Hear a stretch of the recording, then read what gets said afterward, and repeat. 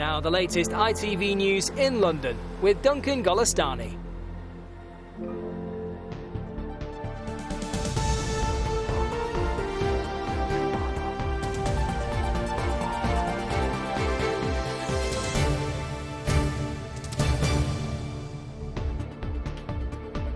Tonight, returning to duty.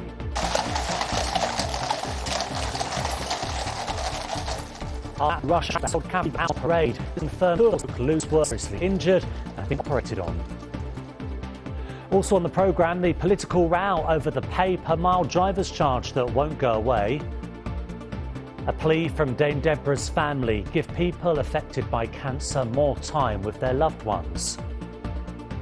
And a stag story they can repeat: how holidaying officers did the Met proud.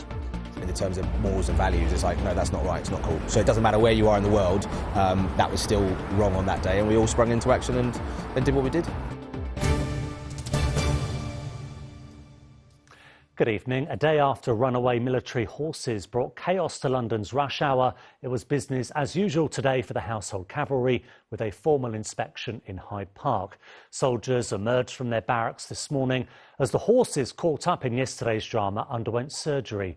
2 have been left in a serious condition, and it's too early to know if they will return to work.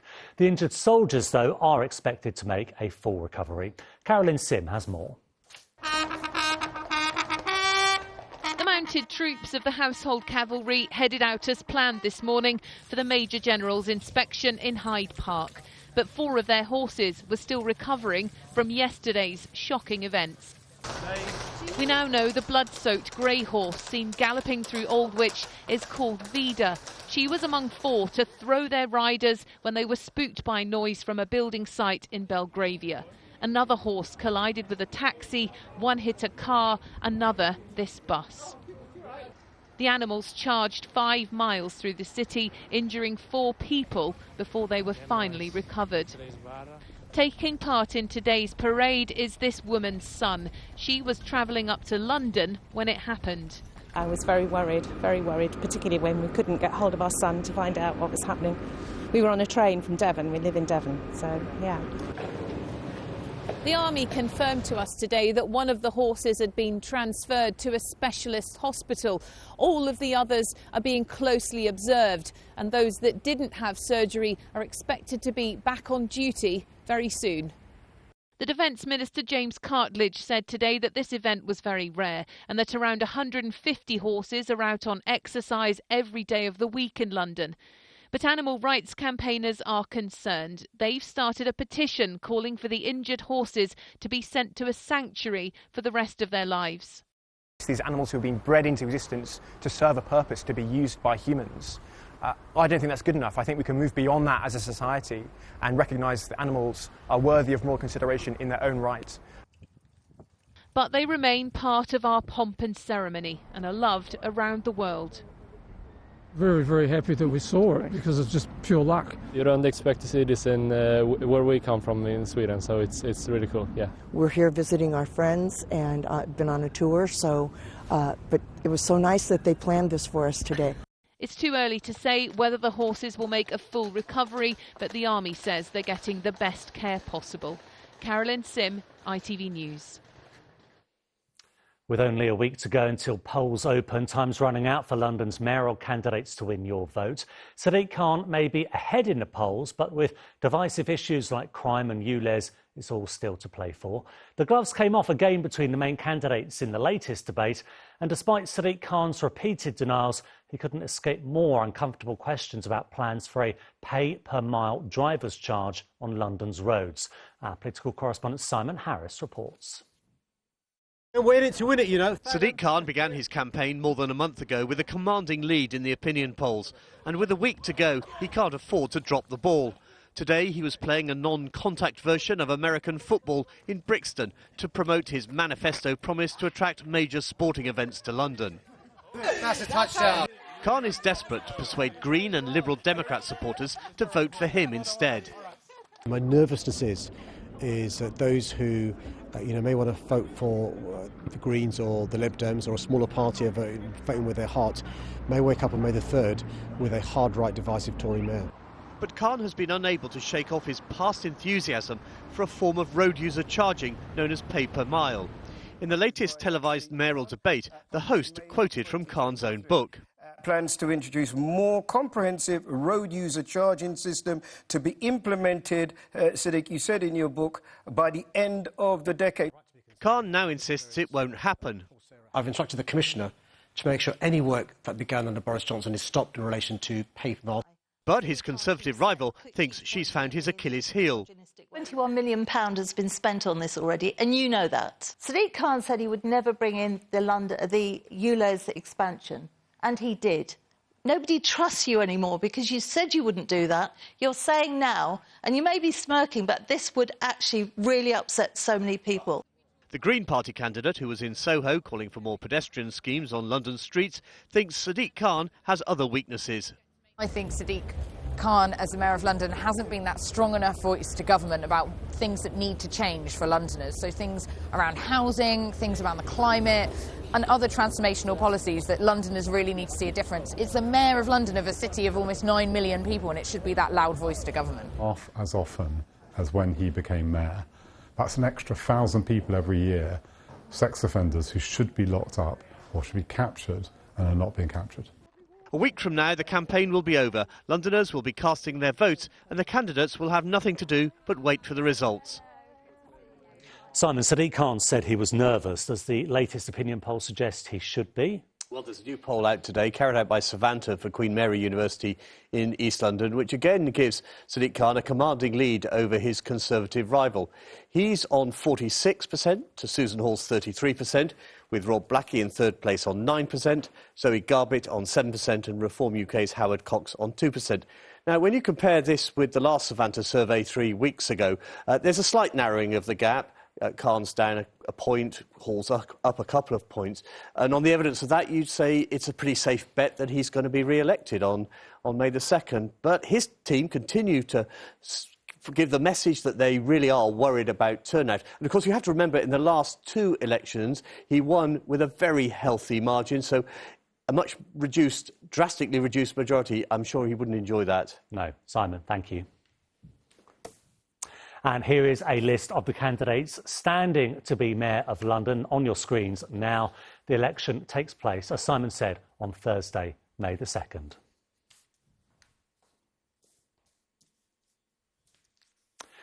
And you can see all the priorities of those candidates on our website. Head to itv.com/London. In other news, a man has been jailed after being found guilty of sexual offences, controlling and coercive behaviour and criminal damage. Tanvir Ahmed has been sentenced to 15 years. The Met Police have described him as an abusive man who used threats and violence in an attempt to control the victim. Knife crime increased by 20% in the capital last year. That's according to the Office for National Statistics. Official figures released today shows that more than 14,000 knife offences were recorded by police over last year to the end of December. That was an increase of nearly 2,500 knife crimes compared to 2022. City Hall has given refunds to more than 3,000 people who went to the official New Year's Eve fireworks. The sold-out event was disrupted by fake ticket holders, preventing those with genuine tickets from seeing the show. The Greater London Authority said fake tickets led to entry delays at the gates. And customer service managers on the Underground are striking on Friday. Members of the TSSA union are staging the walkout in a dispute over terms and conditions. They're also refusing to work overtime until the 5th of May. A hospital trust has admitted serious failings after a baby starved of oxygen died at just 8 days old. Baby Finn was left severely brain damaged after a string of fatal errors by staff at the Princess Royal Hospital in South London. He was Ruth and Martin Kennedy's first child, and today's verdict could have an impact on similar birthing centres across London, as Helen Keenan reports. Born pale, floppy and with a low heart rate, Finn's life lasted just 8 days, after his parents were advised to turn off his life support. Today, they arrived at Southwark Coroner's Court, hoping for answers about their son's death. Delivering a narrative conclusion, the coroner described how at some stage the oxygen supply to Finn was disrupted. Dr. Julian Morris said that a lack of clear leadership both on the ward and at the birth centre with the midwives all contributed to the sad events, as did failing to follow established guidelines. Finn's parents say staff failed. There were serious failures in the care and monitoring of Finn's heart rate. There should have been at least 24 readings in the second stage of labour. Instead, there were only 8. This meant staff failed to identify that he was in serious fetal distress, and no escalation was made, which could have brought forward his delivery and saved his life.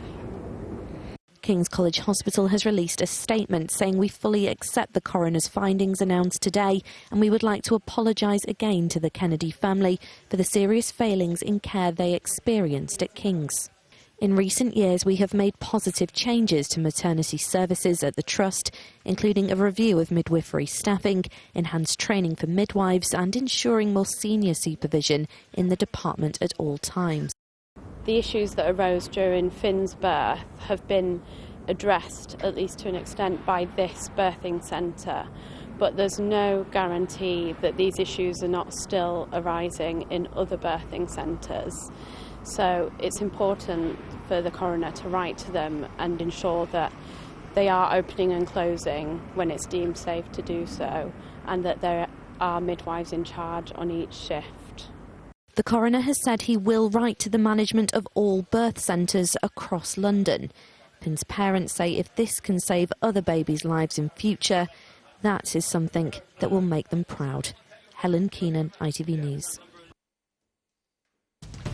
Still to come on the programme, we'll have the weather, plus the stag do surprise no one saw coming. We hear how a group of off-duty Met officers had a night to remember in Barcelona. But first, to the continued frustrations faced by people with disabilities when it comes to going out to a gig or a show. New research from one disability charity shows many venues aren't accessible enough. Although some of the capital's venues are adapting, Chris Conway reports on the ongoing disparity.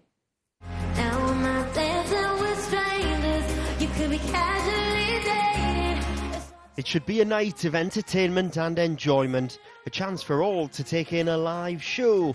But for Ella, who's a disabled filmmaker, the biggest difficulty is the booking process and trying to get accessible seats together. I had to call the venue, and then they were saying to go on the website and follow this particular route. And in the end, it was just so complicated. In the end, me and my friend had to book separately but on the phone at the same time to make sure we were getting seats next to each other, and it was just a whole thing. So yeah, very annoying. Ella's concerns come as a new study by the Research Institute for Disabled Consumers paints a picture of the challenges faced attending live events. The charity found that when booking, 41% of people surveyed were not given clear information about accessible parking at their venue. A quarter of respondents said once inside there were no accessible toilets, while 31% reported their accessible seats had an obstructed view. For a disabled person, there's often more complexity, more steps put in the way, and I think there's a lot that we can do as society to really begin to understand the different access needs and impact of how we design products and services to make them more accessible. We always say at RIDC, if you make it accessible for disabled people, it's accessible for everyone. One venue recognised nationally for well-designed accessibility features is North London's Alexandra Palace.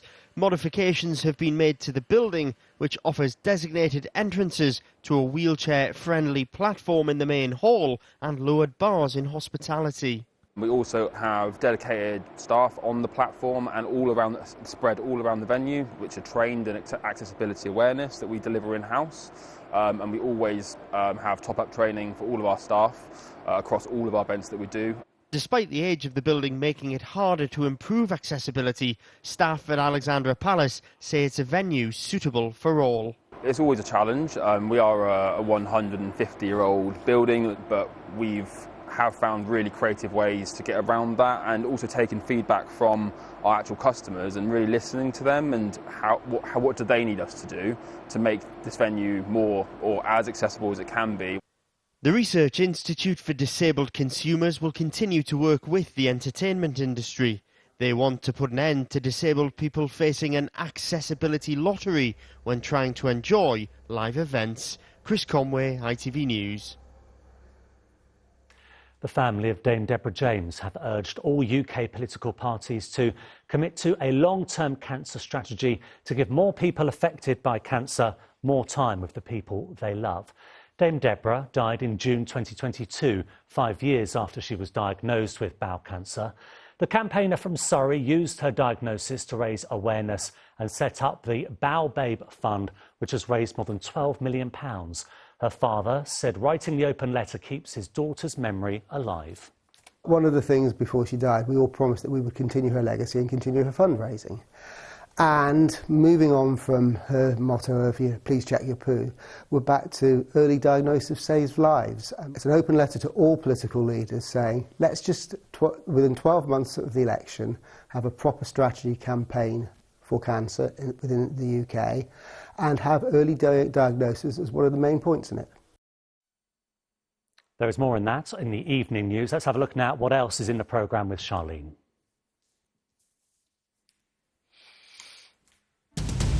Coming up, a former post office exec says she never knowingly did anything wrong. Did you lie about what you knew? As I said, I've got nothing to say until I give my answers to the inquiry.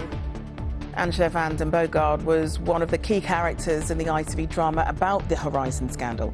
Today, she apologised to those who were wrongly convicted.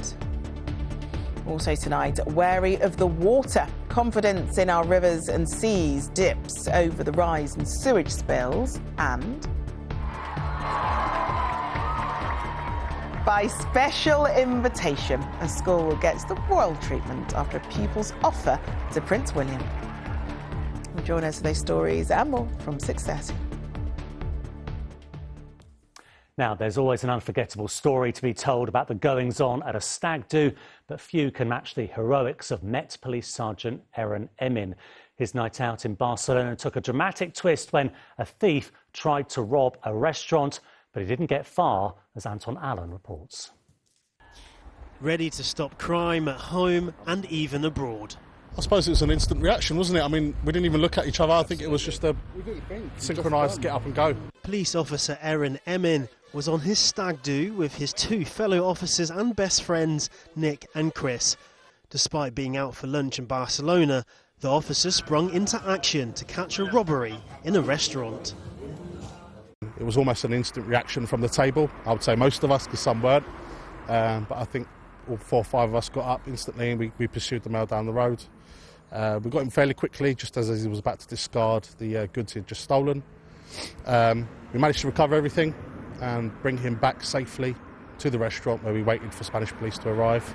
The act of heroism came naturally to the off-duty officers that say they are proud to protect and serve anywhere in the world. We work together, we're friends, we have each other's backs, we work very well professionally together. Yeah, I think it's quite instinctive anyway. But then on top of that, it's the training that we default to, and we either practice this stuff or do it on a daily basis. So, in those situations, you default to the training. The officers all work at different police stations across the capital. You're South London based, you're quite central, and I'm as north as you can get in terms of London. So yeah, no, we don't often work together. But they have been friends for years, united by the desire to keep the public safe. The shop manager who was there seemed a bit helpless. We felt sorry for him, and crime's been committed in front of us. We have that duty of care. In the terms of morals and values, it's like, no, that's not right, it's not cool. So it doesn't matter where you are in the world, that was still wrong on that day, and we all sprung into action and did what we did. Nick and Chris will be Aaron's groomsmen for his upcoming wedding. Aaron was fearless when catching criminals. Team effort, good job. But is he ready for his big day? Do you feel ready for your wedding? No. I don't think you can ever be ready for that. But you're always ready for action? Always ready for action, yes. The friends rarely get to walk the beat together, but whether in or out of uniform, these officers are a force ready to stop crime wherever they spot it. Anton Allen, ITV News. OK, on to the weather, and it is still unseasonably chilly out there, isn't it? Let's see if things are going to get better as we approach the weekend. Holly Green has the forecast. ITV London weekday weather is sponsored by Octopus, the renewable energy company. Hello there, good evening. All a bit chilly and changeable at the moment. It's thanks to low pressure. We've got various weather fronts in the flow. Into the weekend, I think it does look really quite unsettled, especially into Sunday. But I have to say the detail is quite tricky to pin down in this sort of setup. Out there this evening, some outbreaks of rain. Some of these could be quite lively, keeping a lot of cloud through the night tonight, and that stops temperatures falling away as far as they would otherwise do. So last night we saw a touch of frost in places, for example Wisley. Tonight I think we'll tend to keep more cloud for the most part, and you could see some further outbreaks of rain here and there. Clearer skies just coming into the north later on in the night. Here you see temperatures dropping that little bit lower. And as we head into tomorrow morning, actually, the cloud and the rain should sink southwards, and we should get to see a bit of brightness, at least for a time. If you look to the north, you can see a couple of showers starting to develop. We could possibly see a few of those edging our way. Temperatures again, though, not really doing great for the time of year. 11 to 13 degrees typically, so they are a bit on the low side for this time in April. If we zoom out then to look at the picture for tomorrow evening, you can see we've got weather fronts heading our way. That brings showery outbreaks of rain as we head into Friday night, into the early hours of Saturday. That front does edge its way northwards, and something a little bit brighter tries to come in behind. You can see a few sunny spells there just starting to emerge for Saturday, but I suspect we'll see showers then developing as well. Come Saturday night and Sunday, we've got a low pressure heading our way, and we could well see a fair bit of rain, I think, unfortunately, into Sunday. Into the beginning of next week, still a changeable look, but we do see a bit of a recovery in our temperatures. Take care. Octopus Energy sponsors ITV London weekday weather. Not great, is it? Never mind. Right, that is it from us. The evening news is next, or in a few minutes' time at 6:30. But for now, from all of us on the London team, thank you for watching, and hope you have a lovely evening. Bye-bye.